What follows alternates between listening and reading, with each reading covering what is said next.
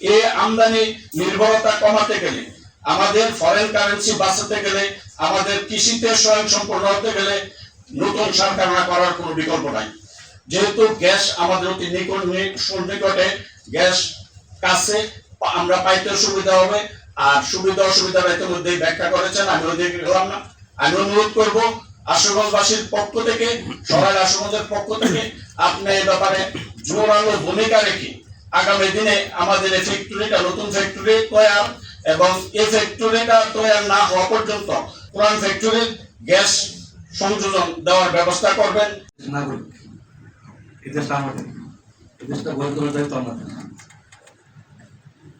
আমি আসছি 2018 সালে। এই কারখানাটা ম্যাডাম যে কথা বলতেছিল তিলে তিলে হয়েছে, আজকে বসে আসছে।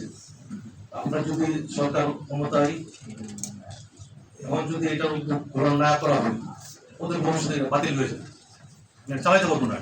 বিশেষ করে এই অবস্থায় যাবে, চালানো যাবে, এগুলো বাস্তবতা।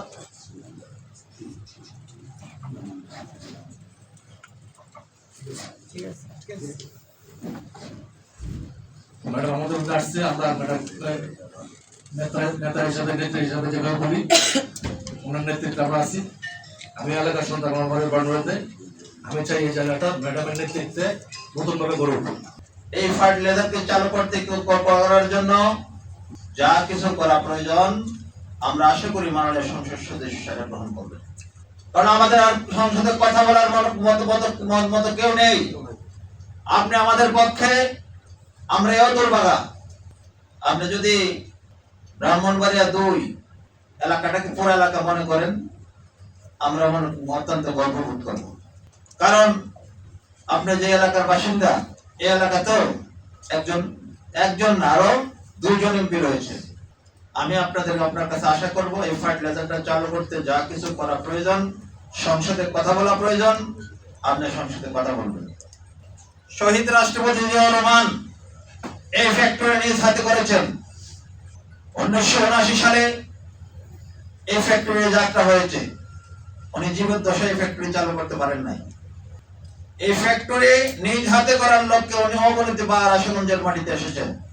সুতরাং আজকের প্রধানমন্ত্রী জনাব তারেক রহমানের প্রতি আমাদের অনুরোধ থাকবে, আপনার বাবার হাতে করা প্রতিষ্ঠান আমার ব্রাহ্মণবাড়িয়াতে গ্যাস হয়, আমি কেন গ্যাস পাবো না?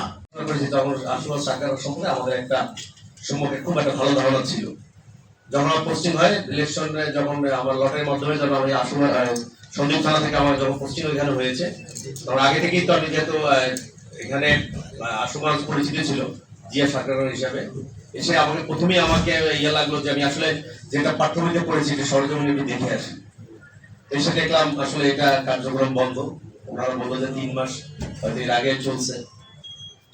যদি আপনি পারেন স্যার, তাহলে অবশ্যই এখানে এটাকে, যেটা মৃতপ্রায় হয়ে গেছে, এটা মানে গ্যাস দিয়ে এটা বাঁচিয়ে তোলে। বাংলাদেশের এটা একটা সম্পদ, সবাই আশুগঞ্জে চিনি জিয়া সরকার হিসাবে। আরেকটা বিষয় স্যার, আপনার নোটিশ জানি, গতকালকে আপনার প্রোগ্রামে, আমি কলেজের প্রোগ্রামে যাওয়ার উদ্দেশ্যে রওনা হয়েছি, তখন রাস্তা ব্যারিকেড দিয়েছে, আমি সাথে সাথে চলে গিয়েছি ওখানে।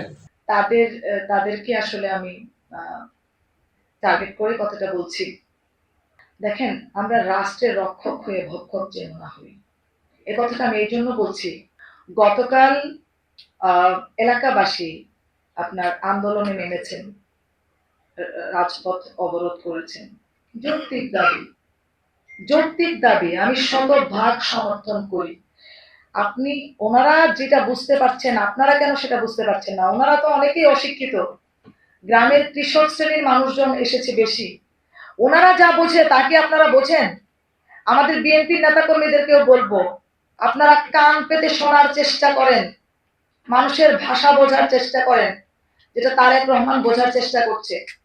এই সমস্যা 2 বছর ধরে চলছে। বালু উত্তোলন, আশুগঞ্জে যখন আপনার প্রথম বালু উত্তোলন হয়, আন্দোলনটা সেদিন প্রথম হওয়া দরকার ছিল, কেন হলো না? এই প্রশ্নটা তো আমি করতেই পারি। আমি তো শপথ গ্রহণ করেছি মাত্র মে মাসের 3 তারিখ, আমার সরকার এসেছে ফেব্রুয়ারি মাসে। আমি যদি তার আগের কথা বলি, ইন্টারিম গভর্নমেন্টের কাছে আপনারা সেই আবেদনটা তোলেননি কেন? তখন কেন আপনারা রাস্তা অবরোধ করেননি, কিংবা এই বিষয়টাকে আপনারা আমলে নেননি? দরকার ছিল। কিন্তু আজকে দেখেন বাংলাদেশের সাথে সিরাজগঞ্জ, মানে টোটাল এই যে ইলেকট্রিসিটি সাপ্লাইটা বেশি যায় সিরাজগঞ্জ আহ, ওইদিকে, তাই তো, আমাদের আশুগঞ্জেরটা কোনোভাবে যদি একটা পুল ভেঙে পড়ে, অর্থাৎ আপনার টাওয়ার গুলো যে বিদ্যুৎ যেই আমাদের ইলেকট্রিসিটি সাপ্লাইয়ের যে টাওয়ার গুলা কোনো একটা যদি ভেঙে পড়ে, 2017 সালে একটা কাত হয়ে গিয়েছিল, সেটা ঠিক করানোর জন্য ডেনমার্ক থেকে লোক মানে আনতে হয়েছে এবং প্রচুর টাকা কিন্তু খরচ হয়েছে। এবার যদি এটা ভেঙে পড়ে, আপনি কি জানেন যে আমাদের বিদ্যুৎ বিচ্ছিন্ন হয়ে যাবে, আমরা কত বড় বিপদের মধ্যে পড়তে পারি? এই চিন্তাটা কি আমাদের কারো আছে? আমরা টাকা কামানোর ধান্দাটা এবার বাদ দেই। জি,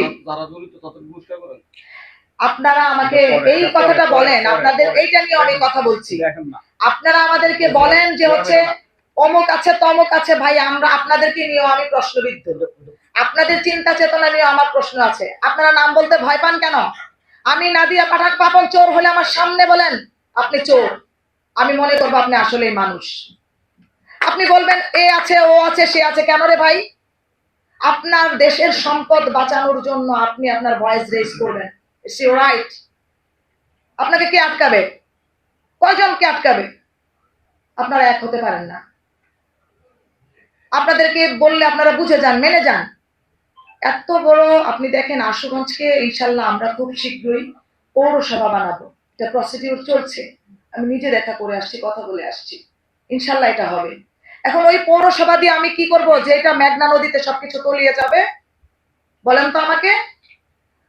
আপনিও বাঁচবেন না, আমরাও বাঁচবো না, খুব বেশি দিন না। আপনি যাই অর্জন করেন, আমার এজ এখন 42, আপনাদের এখানে অনেকে আছেন তার চেয়ে অনেক বেশি। কবরে কিছু নিয়ে যেতে পারবেন?